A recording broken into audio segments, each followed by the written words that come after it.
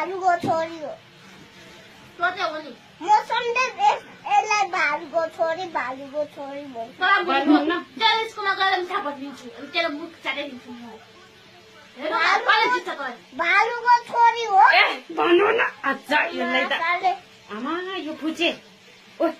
त्यसो कुरो यो पागलनी हो पागलनी र तँले भन्छ त म पागलनी भनेर त याद त खायो त पागलनी बोमा पायो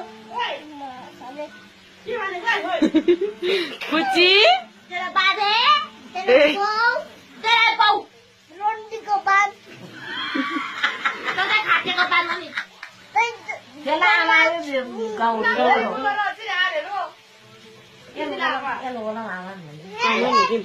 असुलीमा यसलाई भुटीदेखि गाउँमा पुऱ्याइदिए यो पागलनी हुन्छ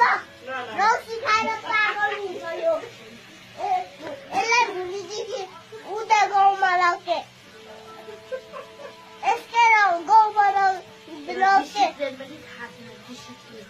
के हो त्यो डिसिप्लिन भने एउटा सोमेश नपाएर चल्नुपर्छ नि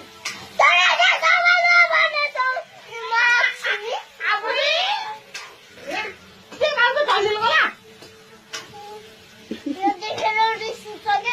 तर देख्नुपर्छ र मेरो आमाले भनेछ तपाईँ मेरो खुट्टा भालुको छोरीले देखेर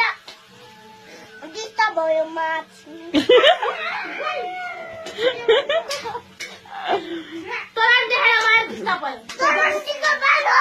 तँ खाटेको बालो तोरन्टीको बालोलाई त अहिले म गाउँमा लगेर ज्याम्की ज्याम हाल्छु रोन्टीको बाललाई तेरो मम्मीसँग भुली पुऱ्याइदिन्छु रोन्टी तँलाई भोलिदेखि गाउँमा पुऱ्याइदिन्छु सानो कुकुरी पागलनी